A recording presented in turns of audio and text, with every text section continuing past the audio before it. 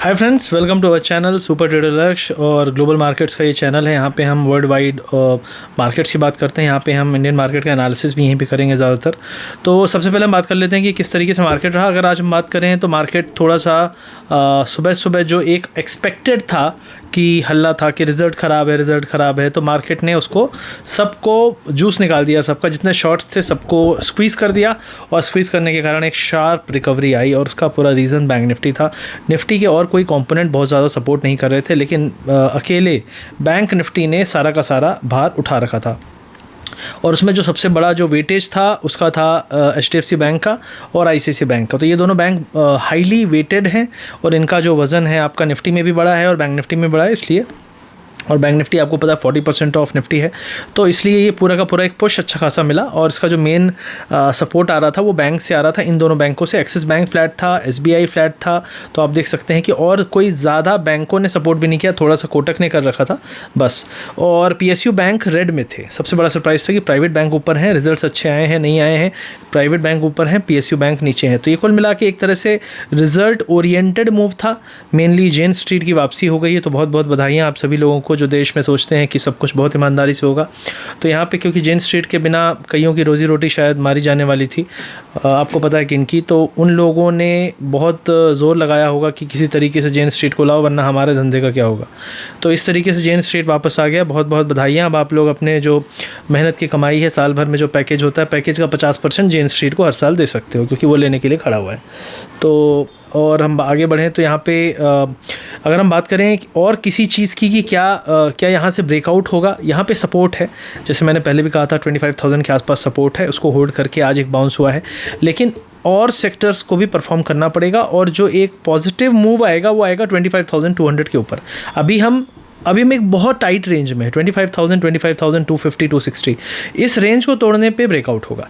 तो ऐसा नहीं है कि यहाँ पे आप बुलिश हो या बेरिश हो, अभी रेंज बाउंड हो। सिंपल है, 25,000 के आसपास आए वहाँ पे सपोर्ट जोन है, 25,250, 300 के पास आए वहाँ पे सेलर भी बैठे हुए हैं। वहाँ पे 50 पॉइंट का आपका स्ट्रिक्ट स्टॉप लॉस है। अगर वो ब्रेकआउट हुआ तो वहाँ से फिर आपका 300-400 पॉइंट अपसाइड खुल जाएगा। और मोस्टली जो रिसेंट के हाइस थे 700 के आसपास, 25,650, 670, वो चैलेंज होना शुरू हो जाएंगे, क्योंकि फिर हम ऑल टाइम हाई वाले जो व्यू लेकर चल रहे हैं और जो बियर्स हैं वो डरने लगेंगे, जो शॉर्ट स्क्वीज है। FII की जो पोजीशन है वो भी अभी मिक्स मैच चल रही है। बहुत ज़्यादा इसमें हम नहीं कह सकते कि बहुत बेरिश या बहुत बुलिश। ओवरऑल ये जो अभी चल रहा है कंसोलिडेशन, एक हमने ब्रेकआउट दिया, ब्रेकआउट के बाद वापस से हम उस ब्रेकआउट जोन को टेस्ट कर रहे हैं, जो कि टेक्निकली बुलिश पैटर्न का ही भाग है। तो बुलिश है पैटर्न, तो फिर घबराने की कोई बात नहीं है। जो लोग लंबा व्यू लेके बैठे हैं, मार्केट अभी बियरिश नहीं हुआ है।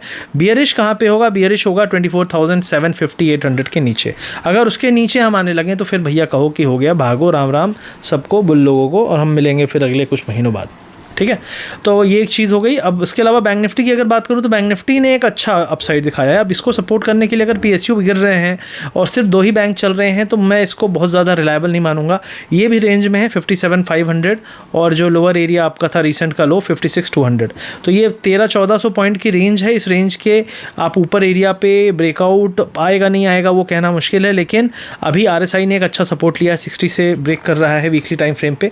तो मुझे लगता है कि वापस से, क्योंकि 80, 85, 90 तक में टॉप बनता है, तो हो सकता है वापस से अटेम्प्ट हो। लेकिन ऐसा नहीं है कि जगह नहीं है अपसाइड में जगह है। बस ये है कि ट्रिगर नहीं मिल रहे मार्केट को। और अगर टैरिफ की हम बात करें तो टैरिफ निफ्टी का ट्रिगर ज़्यादा होगा बैंक निफ्टी से। तो bank Nifty will just act as a supporting agent.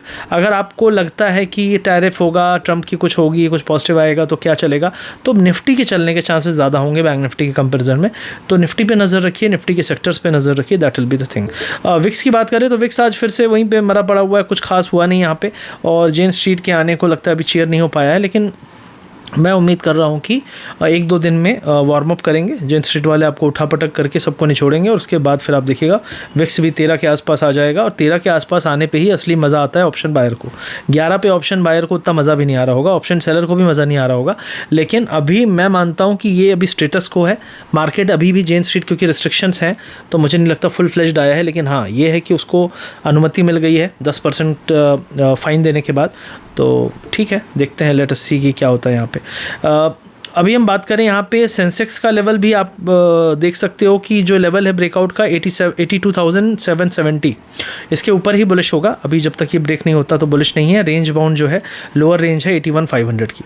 ठीक है, तो ये सपोर्ट है, सपोर्ट पे बाइंग भी हो रही है, रेजिस्टेंस पे सेलिंग भी हो रही है।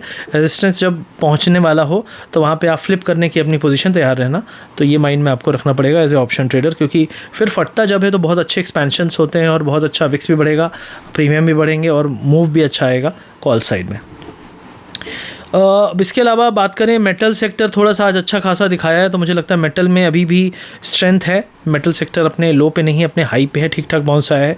आईटी से अभी भी निराशा ही हाथ लग रही है लोगों को, क्योंकि आईटी कोई खास रिएक्शन नहीं दे रहा है। आईटी को मुझे लगता है इमीडिएटली हम सपोर्ट देखेंगे, जहाँ पे है वहाँ पे सपोर्ट है। अगर इसको तोड़ दिया, अगर फिर से और कमज़ोरी आई तो फिर आईटी दिक्कत में आ जाएगा। मुझे लगता है आईटी यहाँ से अगर स्ट्रेंथ दिखाता है अगले 1-2 दिन में, तो आप समझ लेना कि एक अच्छा यहाँ से अपसाइड की तैयारी हो रही है, लेकिन ये पोजिशनल होगा और इसका टैरिफ का इस पर काफ़ी इम्पैक्ट पड़ेगा। अब ये हो गया आपका इंडियन मार्केट की बातें। अब इसके अलावा हम बात करें, यूएस मार्केट अभी ग्रीन है। ट्रंप की प्रो क्रिप्टो पॉलिसीज़ के कारण काफ़ी अच्छा एक मूव आया है।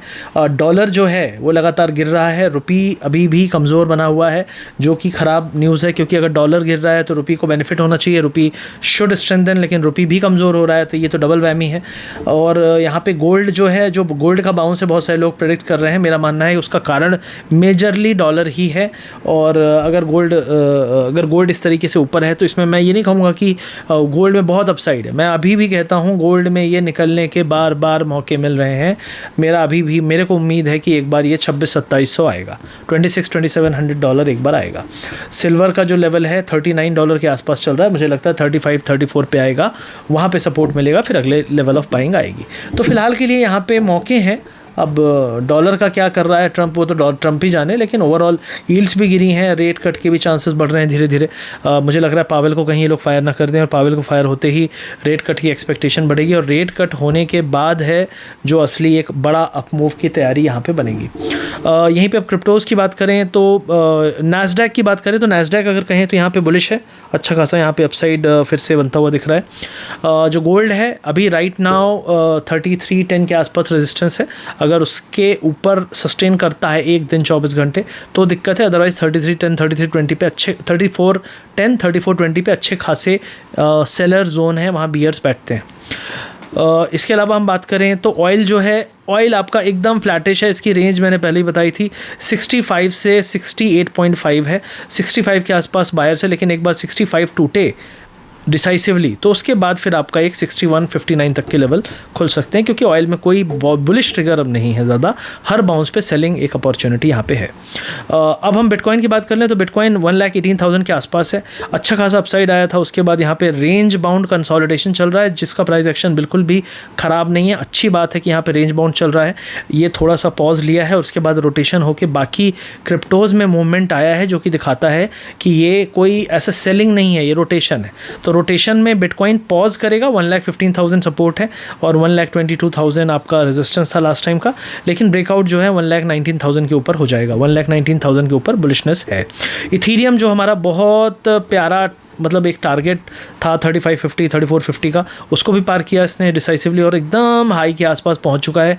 यहाँ पे थोड़ा पॉज लेने की उम्मीद है, 3600 से 3800 3850 तक का रेंज है, थोड़ा यहाँ रुकेगा, फिर अगर रैली लेगा तो अच्छा है, अगर ऐसे भागता रहेगा तो फिर क्रैश के चांसेस बढ़ जाते हैं। ऑलरेडी वीकली RSI आपका ऑलमोस्ट 70-71 पे है, लेकिन टॉप जो बनता है वो आपका 80-85 तक बनता है, तो अभी भी आप कहो तो क्या ये टॉप है, मुझे नहीं लगता। अभी तो ये रेंज मतलब रुक के ऊपर जाएगा, तो 42 से 4500 तक तो मिनिमम मुझे लगता है यहाँ पे खींचेगा। सोलाना जो अगला है, जो अभी जस्ट ब्रेकआउट हुआ है आज, 184 का लेवल है, 184 के ऊपर निकलेगा तो मुझे लगता है मतलब 184 is the now support area, और इसके ऊपर जो अगला एरिया जो मुझे दिख रहा है वो दिख रहा है 210-218 का, जो अगला लेवल है जहाँ पे इसको थोड़ी सी रेजिस्टेंस मिलेगा। और ओवरऑल जो टारगेट्स हैं मुझे लगता है 260 का आपको अगले 1 से 1.5 महीने में मुझे लगता है ये धीरे धीरे वहाँ सरकेगा। तो ये मेजर क्रिप्टोज़ के एनालिसिस हो गए और ये मार्केट का एनालिसिस हो गया। आई होप आपको वीडियो अच्छा लगा तो लाइक करिए, शेयर करिए, सब्सक्राइब करिए। मिलते हैं बहुत जल्दी अगले वीडियोज़ में। अगर क्रिप्टो करेंसीज आप सीखना चाहते हैं, समझना चाहते हैं, हमारा क्रिप्टो क्लब है, ज्वाइन कर सकते हैं, पेड है, VIP चैनल है, फ्री है, उसको ज्वाइन कर सकते हैं। वीडियो के पिन कमेंट डिस्क्रिप्शन में आपको लिंक मिल जाएगा। आप फ्री अकाउंट खोल सकते हो डेल्टा एक्सचेंज में, और वहाँ पे आप अकाउंट खोलने के बाद जो गूगल फॉर्म है उसको भर के आपको हम VIP का इन्विटेशन भेजेंगे जो टेलीग्राम चैनल पे है। वहाँ पे हम आपको सिखाएंगे, समझाएंगे किस तरीके से आप ट्रेड कर सकते हो, ये सारी चीज़ें। तो इंटरेस्ट इंटरेस्ट है तो सीखिए, नहीं है तो कोई दिक्कत नहीं है। जेन स्ट्रीट मुबारक, और जेन स्ट्रीट आपको पता ही चल जाएगा अगले कुछ महीनों में क्या करेगा मार्केट का। ओवरऑल मार्केट की वॉलेटिलिटी को देख के लग रहा है कि बहुत ज़्यादा वॉलेटिलिटी स्क्वीज़ हो गई है। मुझे लगता है बहुत जल्दी उठापटक शुरू होने वाला है, तो जब होगा तब बात करेंगे। लेकिन आई होप वीडियो अच्छा लगा, इसको शेयर ज़रूर करें, इस चैनल को सब्सक्राइब ज़रूर कर लें, और वीडियो में कुछ और ऐसा इनपुट चाहिए, कुछ और चाहिए तो we can talk about those analysis and those things in next video. Thank you very much, see you soon.